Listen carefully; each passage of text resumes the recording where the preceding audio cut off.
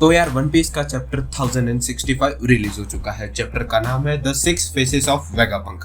Chapter शुरू होता है 1000 सनी पे, जहाँ पे जोरो और ब्रुक एक टॉपिक पर बात कर रहे होते हैं और वो होता है कि अगर वर्ल्ड गवर्नमेंट उन सबको पकड़ लेती है तो कौन उनकी बेल कराएगा। तभी वहां पे कारिम्बो आता है और कारिम्बो उनसे पूछता है कि हमारी डील हुई थी ना कि तुम मुझे वानों में से निकालोगे और कहीं ड्रॉप ऑफ कर दोगे, बट तुम तो मुझे वर्ल्ड गवर्नमेंट के आइसलैंड पे ले आए हो, इसलिए वो थोड़ा पिस्ड ऑफ है।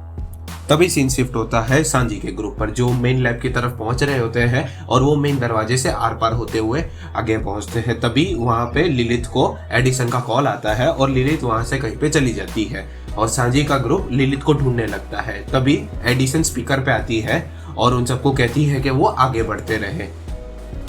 तभी सांजी के ग्रुप को सेराफिम जिनबे दिखता है और उसको देखकर वो शॉक में आ जाते हैं, क्योंकि उन्होंने अभी तक सेराफिम्स देखे नहीं है, इसलिए वो लोग डिसाइड नहीं कर पाते हैं कि वो जिनबे है या जिनबे का लड़का है कि क्या है। तभी सेराफिम जिनबे उन सबको देख के एक्टिवेट हो जाता है और उनके ऊपर लेजर बीम मारता है। तभी वो लोग डिसाइड कर लेते हैं कि ये पैसिफिस्टा है, बट एक्चुअली है सेराफिम। तुम समझ रहे हो ना। फिर ये देख के नामी भी लड़ना शुरू करती है और नामी कुछ करे उससे पहले ही सेराफिम जिनबे डाइव मार लेता है। हाँ, सेराफिम जिनबे उधर ही डाइव मारता है, जस्ट लाइक सीनियर पंक के वो कोई भी प्लेटफॉर्म पे तैर सकता है, वैसे ही वो डाइव मारता है और जाके नामी को पकड़ लेता है। ये देखकर सांजी को बहुत गुस्सा आता है और वो उसके ऊपर एक लात मारता है, जिसके कारण सेराफिम जिनबे दूर जाके गिरता है और इसी चीज का फायदा उठाती है रॉबिन और वो एक एक करके सारे हमले उसके ऊपर करना शुरू कर देती है। बट सेराफिम जिनबे फिशमैन कराटे जानता है और वो एक एक करके रॉबिन के सारे हमले डिफ्लेक्ट कर देता है और वो रॉबिन के ऊपर हमला करने जा ही रहा होता है।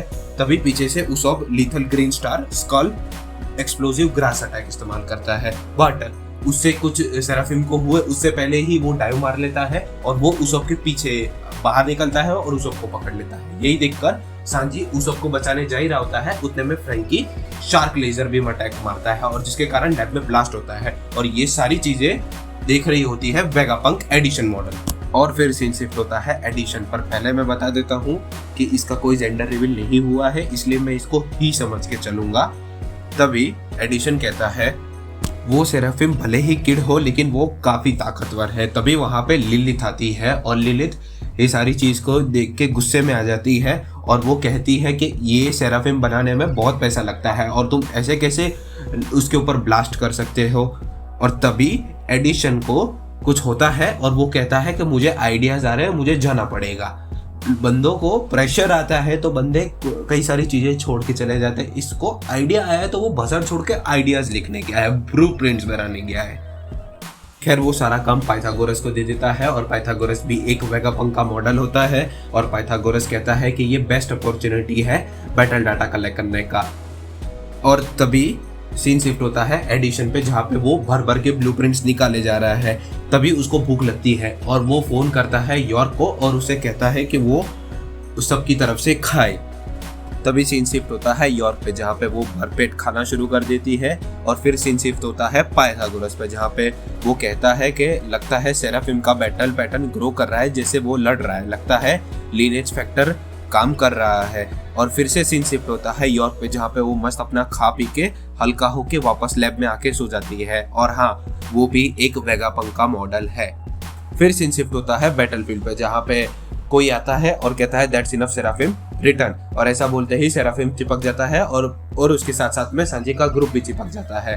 और तभी वो ऐड करके कहता है लिलिथ, फिर एडिशन और पाइथागोरस तुम भी शांत हो जाओ। फिर वो अपना इंट्रो करवाता है, वो कहता है कि मैं हूँ वेगापंक शांका, तुम जरूर स्ट्रॉ हैट्स पायरेट होंगे। जिसके जवाब में सांजी कहता है कि हाँ हम स्ट्रॉ हैट्स पायरेट हैं, तुम हमें ये बताओ कि हम फ्लोर से चिपक क्यों गए हैं। जिसके जवाब में वेगापंक कहता है कि ये बूट्स को हम मैग्नेटली लैब में कंट्रोल कर सकते हैं, इसलिए मैंने उनको बंद कर दिया है क्योंकि मैं अपना गार्ड पायरेट्स के सामने डाउन नहीं रख सकता। फिर शंका सवाल पूछता है कि तुम्हें ये आइसलैंड कितना फ्यूचरिस्टिक लगा। जिसके जवाब में फ्रैंकी मंगा पैनल के 2 पेजेस खा जाता है, जिसको मैं स्किप करता हूँ। फिर शंका फ्रैंकी से कहता है कि मैं तुम्हें एक बात बताता हूँ, ये आइसलैंड पास्ट से बिलोंग करता है। जिसको सुनकर फ्रैंकी शॉक में आ जाता है। फिर सीन शिफ्ट होता है लूफी के ग्रुप पे, जहाँ पे वो लोग किसी चीज को देखकर शॉक में आ जाते हैं और जिसमें बॉनी कहती है कि कोई इतनी बड़ी चीज कैसे बना सकता है, और उसमें जिनबे कहता है कि इतनी बड़ी चीज और इतने हाई लेवल के टेक की वो भी एंशिएंट टाइम में। फिर से सीन शिफ्ट होता है शंका पे, जहाँ पे फ्रैंकी शंका से पूछता है कि what do you mean by past.